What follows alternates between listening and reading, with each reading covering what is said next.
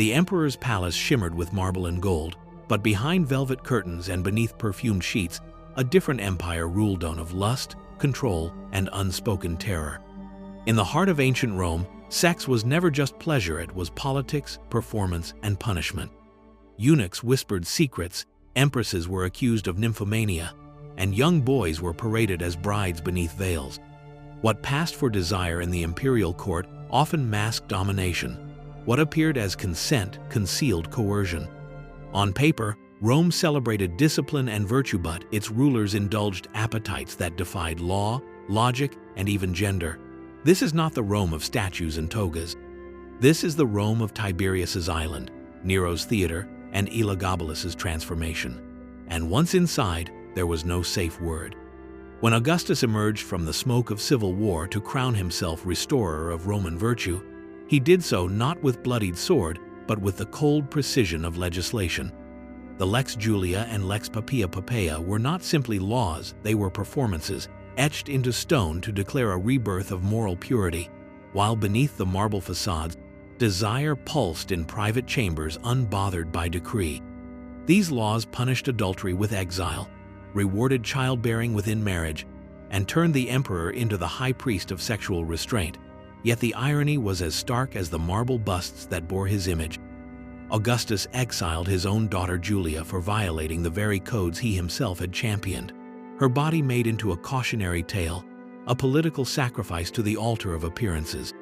Whispers swirled through the Palatine halls that Augustus, far from abstinent, kept women in secrecy and indulged in selective liberties masked as necessity. His marriage to Livia, childless and strategic, stood as a monument not to love, but to consolidation.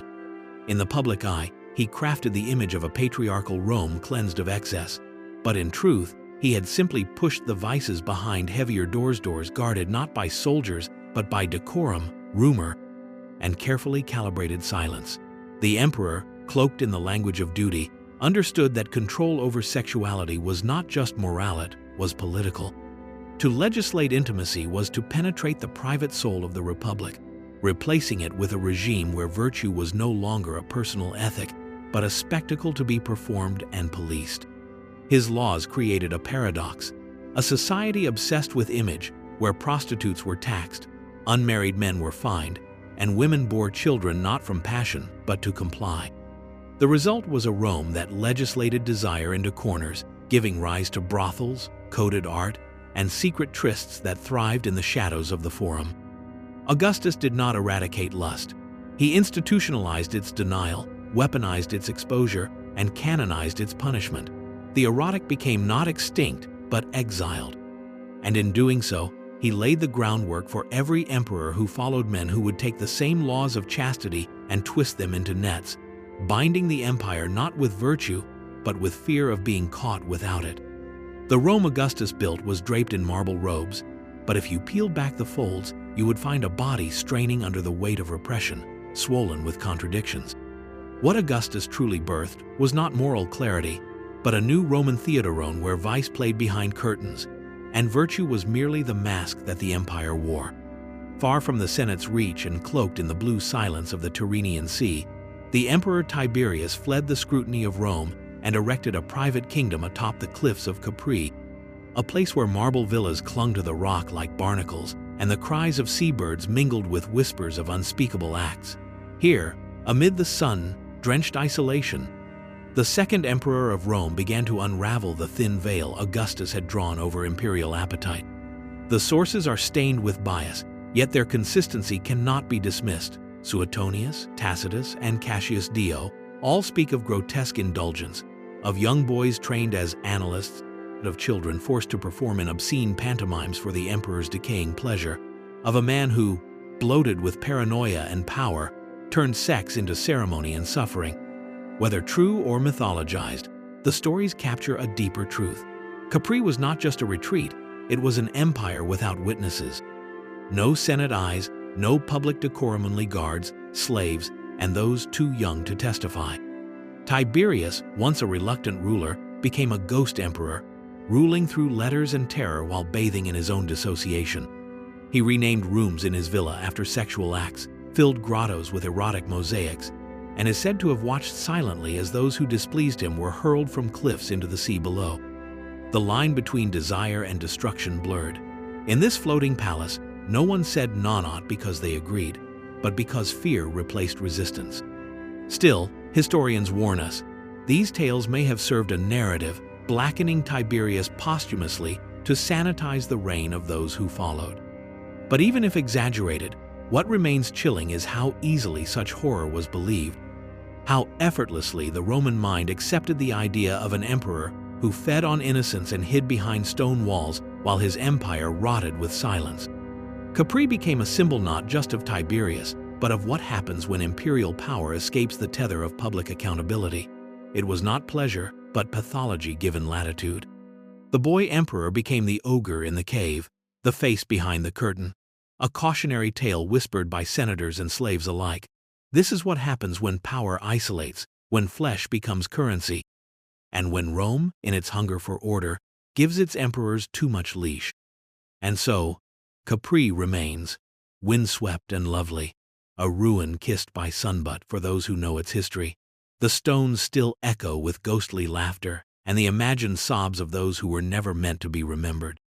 In the reign of Caligula, the imperial bedchamber burst open onto the stage, and sex was no longer whispered behind tapestries, but roared across marbled halls like a grotesque opera in which all were actors and none were spared. With eyes glazed by delusion and lips perpetually curled in either a grin or a sneer, Gaius Caesar, the emperor who named himself a god, transformed the palace into a brothel, the throne into a bedpost, and his family into props of perversion. His sisters Julia Livilla, Agrippina the Younger, and Drusilla were not just imperial women but rumored concubines, their status paraded and debased as he kissed Drusilla in public and declared her his consort in a mockery of both state and family. When she died, he deified her, but only after she had served her symbolic purposes, proof that nothing, not even blood, stood above his appetites. The palace became a carnival of humiliation, where senators' wives were summoned not for diplomacy but for inspection, and where the emperor himself would seize noblemen's brides mid-banquet, disappearing behind curtains to possess them and return with mocking reviews of their performance.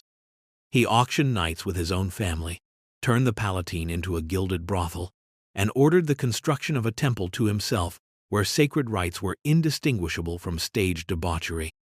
In this spectacle, sex was not private, it was punishment, theater, dominance incarnate. To sleep with Caligula was not to be chosen, but to be used, displayed, defiled. Every gasp was a form of tribute, every moan a public confession of powerlessness. The orgies were not mere decadence, they were rituals of control, orchestrated to crush dignity, dissolve hierarchy, and force Rome to look upon its emperor not as a man, but as a deity of flesh who ruled with erection and insult. Incest, long reviled, became his ultimate performancino taboo, left unviolated. No kinship sacred, no audience unwilling. Even animals, it was said, were not exempt from his theater of perversion, though here too, the line between truth and slander bends and flickers like a torch in a storm. Whether every accusation was fact or fantasy, Caligula's legend reveals Rome's darkest fear, that the emperor was not bound by the laws he upheld, that his body was the empire and could be entered, violated, and paraded at will. Humiliation was not collateral damage, it was the performance itself. And in the flickering lamplight of those imperial nights, the empire learned that the same hands that raised temples could also strip you bare, that the crown upon Caligula's head was not a laurel of victory but a halo of madness, and that Rome, drunk on lineage and bound by spectacle, was no longer a republic of laws but a stage for one man's disease. She was young, beautiful, and married to an emperor 30 years her senior, Valeria Messalina, third wife of Claudius, whose name would be etched into the Roman psyche not as an empress, but as a monster of appetite, a nymphomaniac in pearls and silk, condemned not for her crimes but for her defiance of the roles carved for women by marble and law. The stories tell of a woman who slept with senators and slaves alike, who competed with prostitutes in all-night contests of endurance, and emerged victorious with her body unshaken, her hair disheveled, her pride intact. Suetonius and Juvenal turned her into a symbol of female excess, a cautionary tale draped in perfume, but beneath the lurid headlines of antiquity lies something far more insidious. A brutal system that demonized powerful women by equating agency with perversion and punished their independence with public erasure. Messalina was no more deviant than the men who ruled beside her less so. Perhaps, but where their indulgences became legend, hers became pathology. Her sexuality, whether exaggerated or real, was not the scandal her ambition was. In a court ruled by whispers and eunuchs, where her husband preferred mushrooms and dice to matters of state, Messalina became a queen in everything but name, wielding influence through alliances, favors, and perhaps seductions. But her ascent came at a price. When she secretly married Gaius Silius young, handsome, politically dangerous, it was not lust, but calculation. She saw a path to replace Claudius, a chance to crown herself and her lover as the new imperial couple. The wedding, if it truly occurred, was not just adultery, it was treason. And for that, the empire could not forgive her. The narrative quickly collapsed into parody. Messalina as prostitute, as orgiastic beast, as the very antithesis of Roman womanhood. But these depictions were not spontaneous. They were sculpted by those who needed her gone. Her death was as theatrical as her defamation.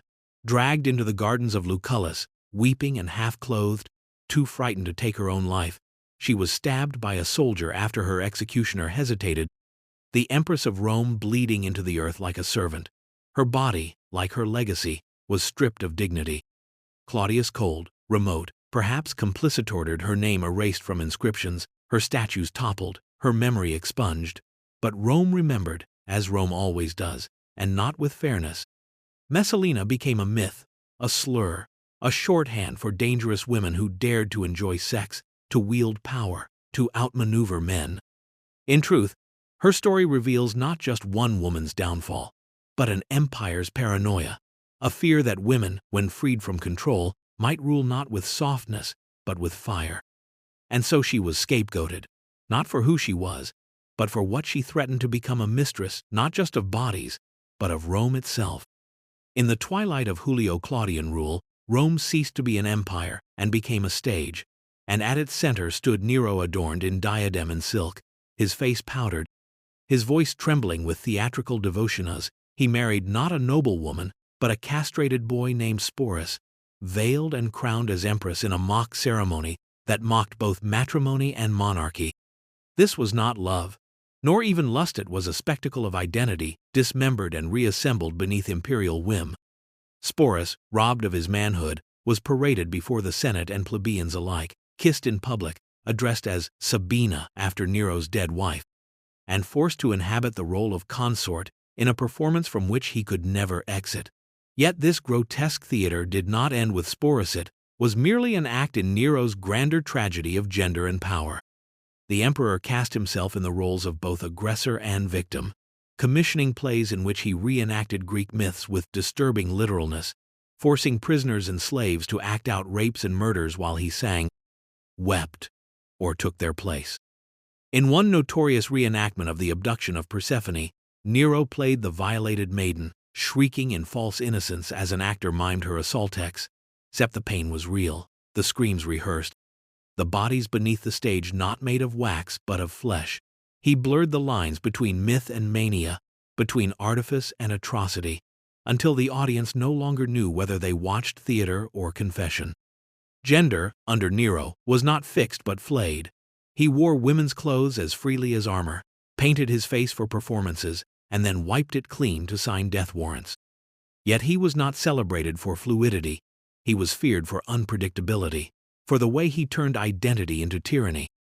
His palace, the Domus Aurea, became both temple and theater, lit with golden lamps and echoing with cruel laughter, a place where roles were assigned not by nature or consent, but by the sick script of an emperor who saw no difference between drama and domination.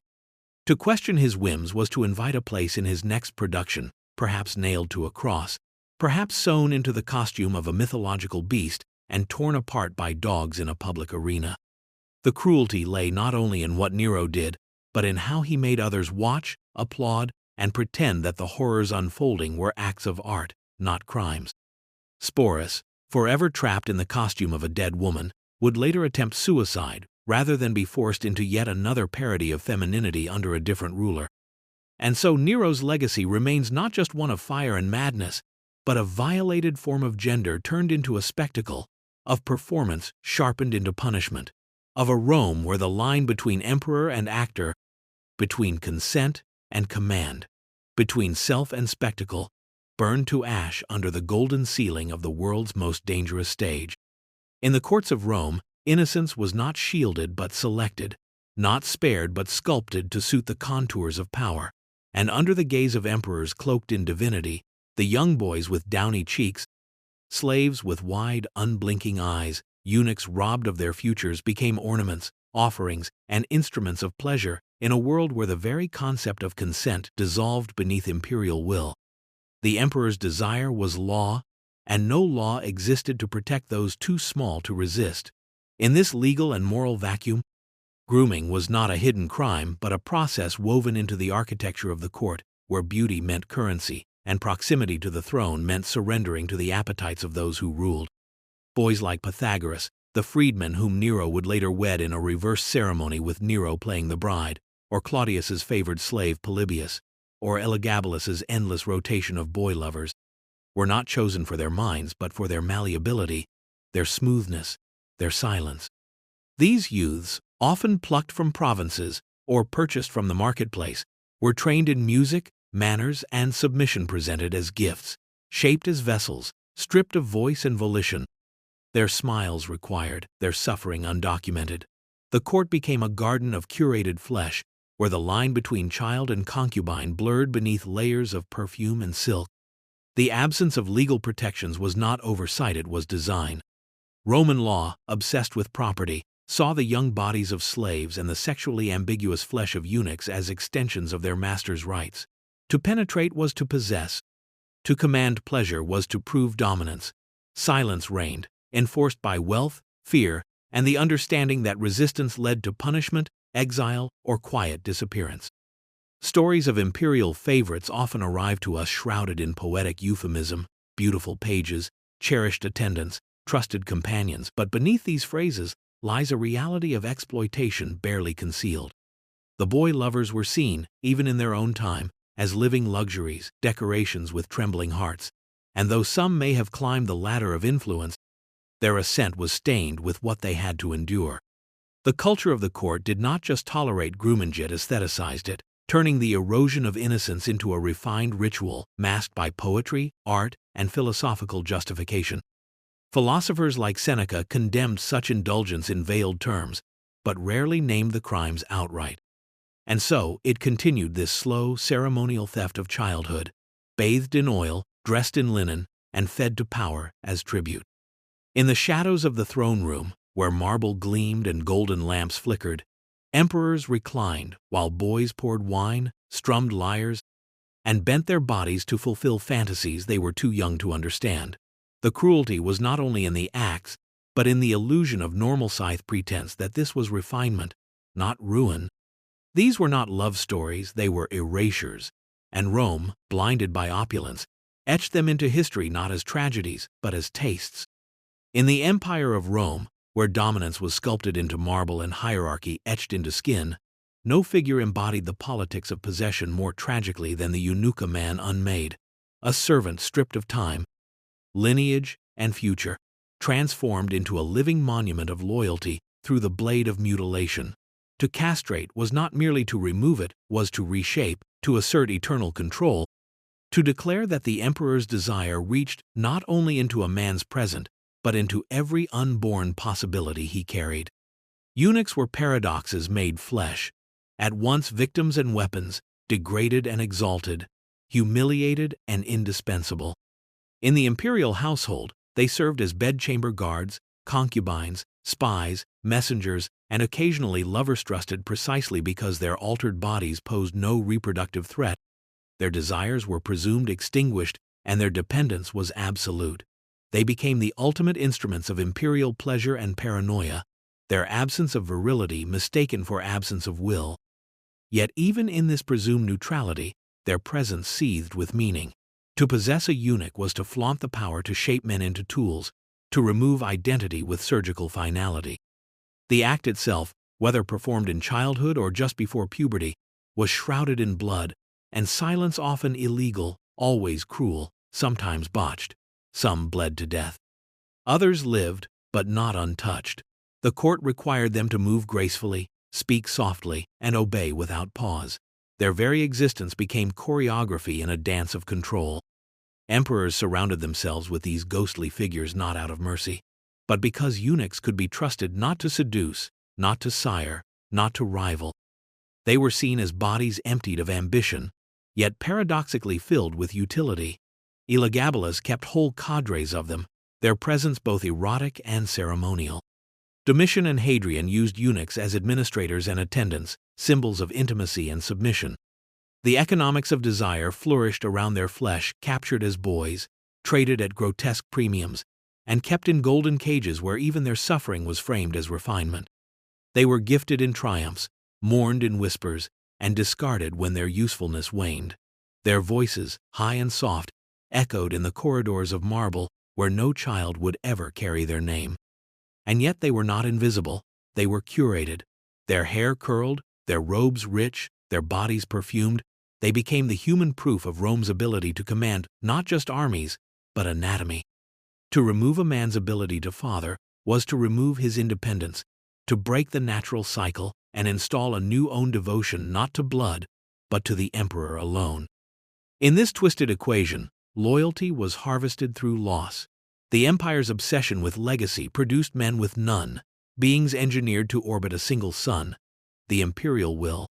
And in this sun's harsh light, they withered beautiful, adorned, and irreparably silenced until history remembered them not as people, but as functions: the eunuch, the page, the whisperer who would never become a father, a threat, or a man Rome would have to fear.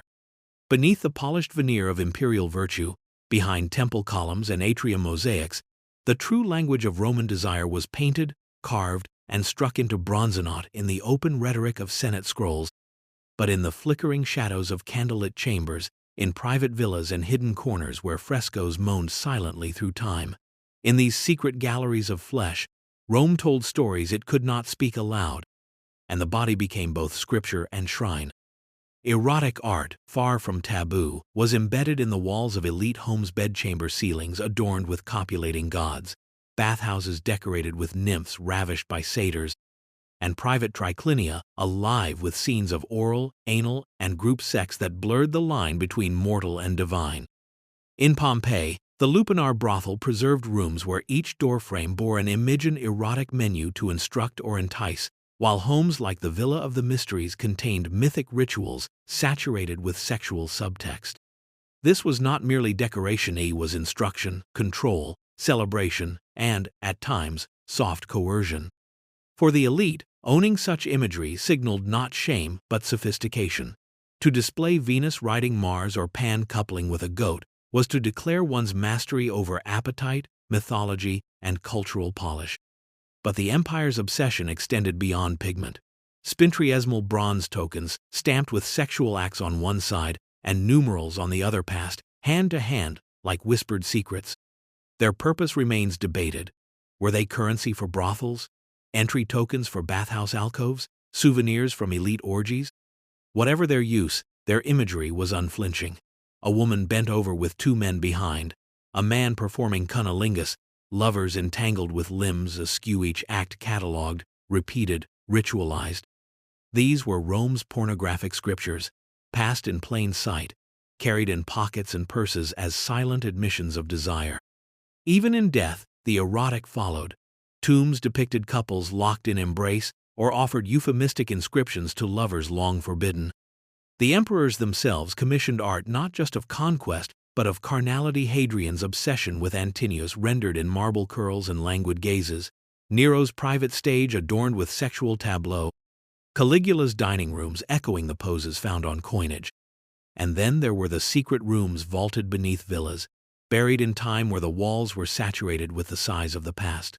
Phallic wind chimes to ward off envy, lamps shaped like lovers, and door frames adorned with erect penises that pointed toward sacred spaces of indulgence. These artifacts did not merely reflect lust, they regulated it, shaped it, commodified it. Desire was curated, ritualized, and sold in symbols, turning sex into a language that bypassed speech and settled into clay, pigment, and metal. To own such objects was to wield cultural capital, to whisper through art what law could not condone. And so Rome did not hide its lusted, engraved it, preserved it, passed it down like heirloom heresy. The empire's body was a gallery, its walls a confession, its tokens a testament to the quiet truth behind its grandeur, that beneath every statue of virtue there pulsed a fresco of need, framed not by shame, but by gold. In the tangled twilight of Roman decadence rose an emperor unlike any before or since he, a teenager crowned in silks and scents, wrapped in the mysticism of the East and the perfume of subversion, who stood before the empire and asked not to be called Caesar but Lady. Elagabalus, high priest of the sun god from Emesa, ascended to the throne not merely as ruler but as living contradiction, and the court steeped in rigid rituals of masculinity shuddered beneath the weight of a body that refused to obey its category. She wore makeup with the devotion of a Vestal, painted her eyes with kohl imported from Syria, and adorned her body in embroidered robes of purple and gold. She demanded to be called Domina instead of Dominus, and surrounded herself with eunuchs, dancers, and priests who mirrored her blurring of boundaries. In whispered accounts, she offered vast sums to any physician who could fashion her a vagina seeking, not metaphorically but literally, to reforge her flesh in accordance with her spirit. While some historians mock or disbelieve these reports, the consistency of the sources Cassius Dio, Herodian, the Historia Augustus speaks to a court so unsettled by her gender defiance that it preserved the horror in ink. Her reign became a theater of fluid identity. She married 5 times, including to a charioteer named Hierocles, whom she named her husband and to whom she submitted publicly. She offered herself in brothels, according to scandalized chroniclers, and competed with prostitutes not for coin but for authenticity. These tales may be laced with venom, but they reflect a deep truth. Elagabalus did not hide. She enacted her identity in full view of a Rome that could barely stomach her existence. But Rome, though tolerant of debauchery in its emperors, recoiled when confronted with defiance of form. Her body, her pronouns, her lovers, her ritual speech was a dagger to Roman decorum, a blasphemy against the architecture of power. Even the rituals she performed as high priestess of Elagabaldancing in Eastern rites, parading sacred black stones, introducing foreign gods into Roman temples fueled suspicion that she was not only un-Roman, but unhuman. Senators grumbled, generals plotted, and her grandmother Julia Mesa, who had brokered her rise, began quietly grooming a replacement. At only 18, Elagabalus was assassinated by the Praetorian Guard alongside her mother, their corpses dragged through the streets, stripped, spat upon, and dumped into the Tiber like refuse. The empire did not merely erase her, it rejected the questions she posed. No official decree exists naming her a woman, yet her memory haunts modern discourse as one of the earliest recorded figures to challenge imperial masculinity from within the throne itself. Whether martyr, eccentric, or something between, Elagabalus was not killed for madness or cruelty. There were emperors far worse, but for daring to wear her truth in public, for turning Rome's most sacred office into a mirror that reflected what it could not accept. In the ruins of her reign lies a fragment of revelation, that power can wear pearls, that empire can be queer, and that history, though written by victors, cannot fully silence those who reign against the grain. In the perfumed dimness of Roman bedchambers, where silk curtains muffled moans and marble floors chilled bare feet, sex did not offer escape from politics, it sharpened its blade. Intimacy became infiltration, desire became deposition, and those drawn closest to power often found themselves wrapped not only in sheets but in suspicion. The emperor's bed was never truly private, for in an empire where the stakes of power were absolute, even the most intimate whispers echoed down palace corridors, carried by lovers who doubled as informants, by slaves trained to pour wine and memorize confessions, by eunuchs who caressed with one hand and reported with the other. What seemed like passion was often performance, a rehearsed seduction with deadly purpose. Pillow talk could crown a favoritor, destroy a dynasty. Caligula's lovers were said to tremble when summoned, not because of his wrath, but because their every breath might be used as testimony. Domitian, notorious for his paranoia, planted spies among his own concubines, convinced that treason bred beneath the weight of lust. Even servants tasked with washing bodies were questioned, watched, and threatened should they fail to notice bruises, utterances, or confessions whispered post-climax. Sex, once ritualized in frescoes and myth, became weaponized through secrecy and surveillance, transformed into a test of loyalty where arousal had to compete with vigilance. The court knew this well, and its participants adapted accordingly. Mistresses rehearsed their words before moaning them. Concubines learned which names not to utter in gasps. And young favorites developed the chilling skill of appearing both desirable and innocuous, lest they draw too much imperial attention or too little.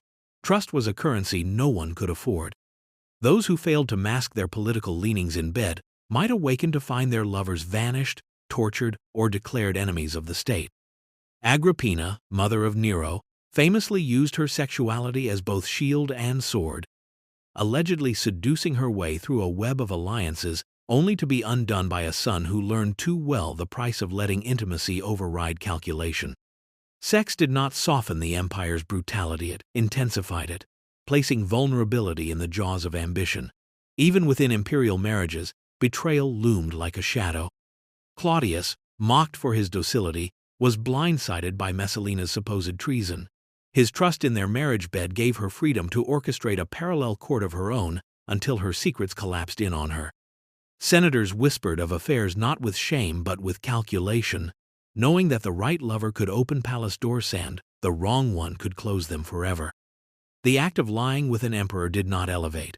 It exposed, rendering the body a battlefield where every sigh might be an oath, every embrace a confession. In this climate, silence became the most potent aphrodisiac. And so, the bedchamber rance, the imagined refuge from marble-eyed statues and the clamor of forums, became yet another coliseum of survival, where the softest touch could trigger the deadliest fall, and where Rome, ever watching, made sure that even in pleasure, the blade remained unsheathed. In a society where the illusion of virtue gilded every forum, statue, and ancestral mask, Rome wielded sexual shame not merely as a tool of scorn but as a finely honed weapon of annihilation, a slow and deliberate ritual of exposure that stripped not just the flesh but the identity of its target. Reputations were not shattered in private, they were paraded, degraded, and incinerated beneath the public gaze until what remained was neither human nor dangerous. The accusation alone was often enough. To brand a senator, a sodomite, or a matron, a nymphomaniac was to fracture their lineage, to poison their legacy, to ensure their names would curdle in the mouths of descendants. Political enemies were not only silenced but sexually dismantled, made grotesque by implication, monstrous by rumor. The emperors themselves mastered this art. Caligula humiliated senators by forcing them to watch their wives defiled or mocking their private affairs in public assemblies. Nero paraded his enemies as degenerates before ordering their deaths, using theatrical accusations of incest, bestiality, or effeminacy to render them laughable before lethal. Women were especially vulnerable to this symbolic execution. Messalina, though already dead, was immortalized as a sexual beast whose insatiability defied nature and reason. Julia, the daughter of Augustus, was banished for adultery. But the exile was only the beginning. Poets and politicians alike eviscerated her name with verse and innuendo, transforming her body into a battlefield of imperial morality. To be called impudicon modest was to become un-Roman. And once that word was uttered, no toga, no ancestry, no Senate seat could restore what was lost. But Rome's cruelty lay not only in its accusations, it lay in the choreography of shame. Those condemned were often stripped of clothing, paraded through streets, displayed in forums like trophies of moral conquest. The act of disrobing was not incidental, it was ritual. The exposed body became proof of guilt, the nakedness a canvas onto which society painted its disgust. This theatrical punishment extended even to statues. Busts of the disgraced were disfigured, genitals of supposed perverts were exaggerated in graffiti, and inscriptions were altered to mock rather than memorialize. And it was not only the powerful who suffered. Slaves, courtesans, and eunuchs were dragged into scandals to deepen the disgrace. their names added to the scandal as evidence of perversion. The deeper the mixture of class and sex, the more potent the humiliation. Sometimes, the punishment was inverted. An enemy might be accused of sexual coldness, impotence, or frigidity, suggesting weakness rather than excess.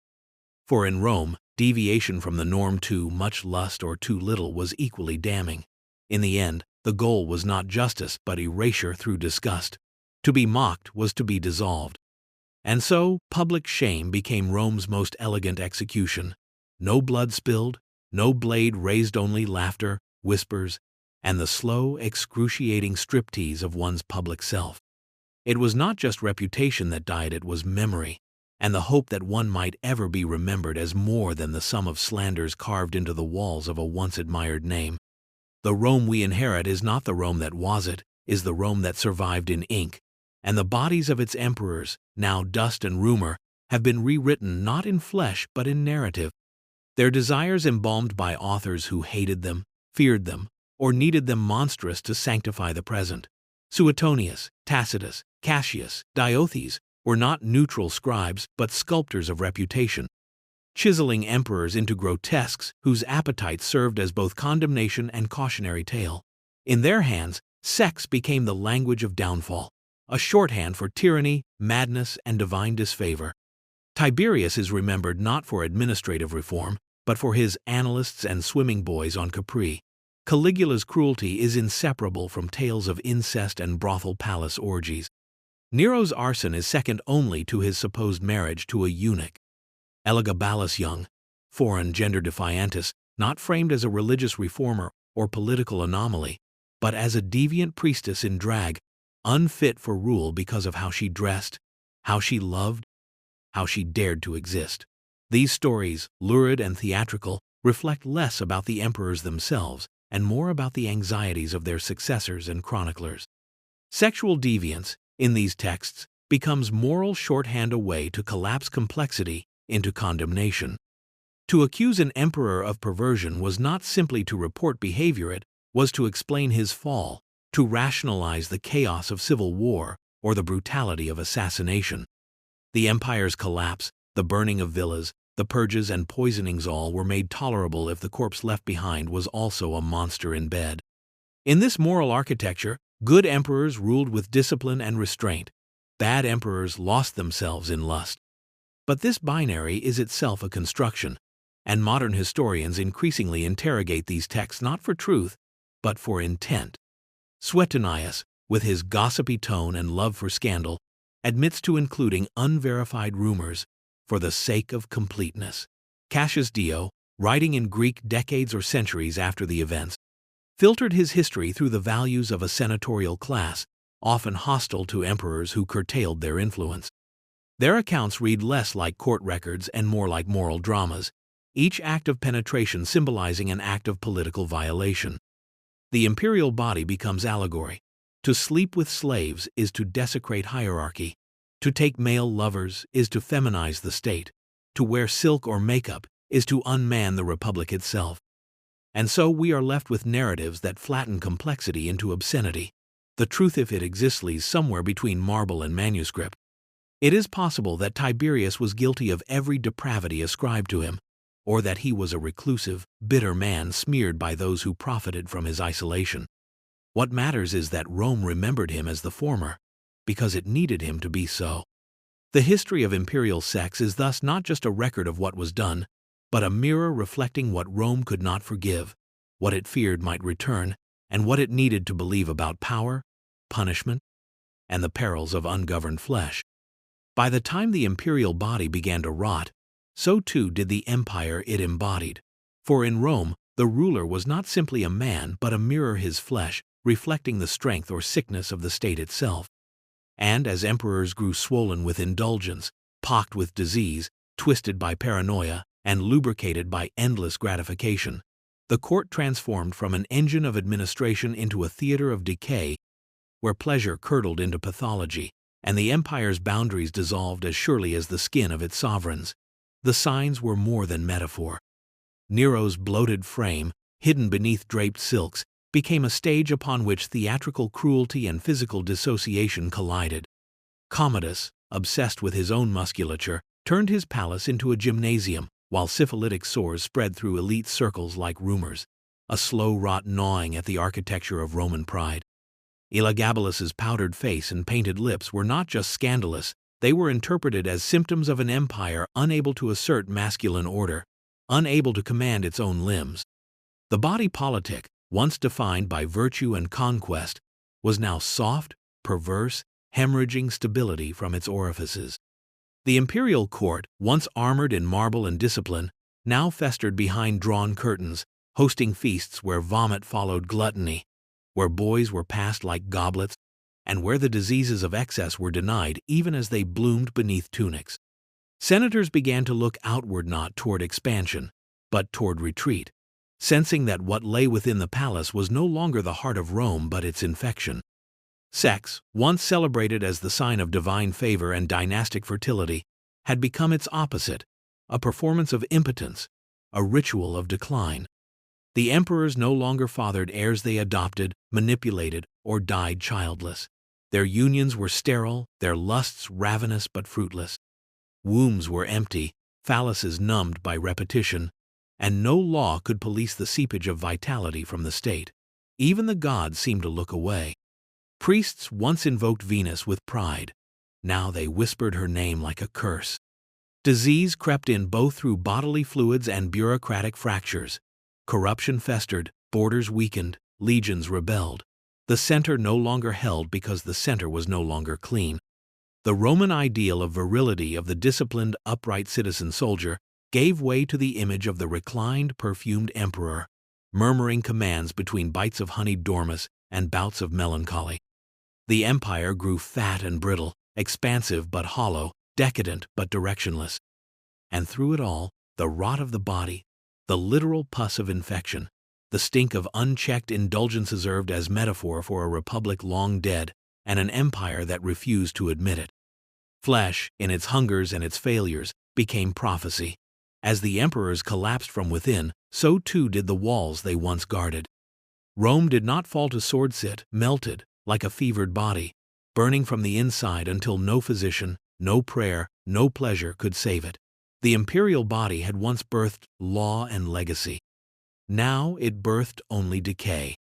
Long after the marble crumbled and the aqueducts dried, the legacy of imperial desire continues to shimmer like heat on stone, an echo that resounds not only in ruins but in the architecture of modern power, where the language of dominance still speaks through touch, gaze, silence, and threat. For though emperors may no longer recline in gilded triclinia or parade eunuchs through perfumed halls, their rituals endure in boardrooms, palaces, and private jets, where the distance between intimacy and control remains dangerously thin.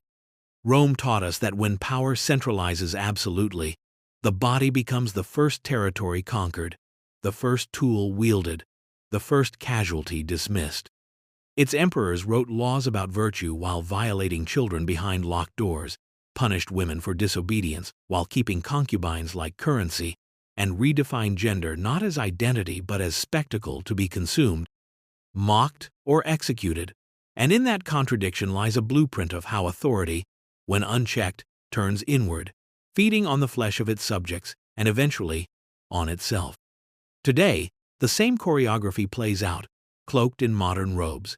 Scandals of sexual abuse, humiliation as political theater, the erasure of victims by systems that reward silence and penalize memory. Dictators control through desire as much as decree. CEOs groom with the precision of praetors. Heads of state conduct affairs in shadowed corridors while issuing edicts on family values.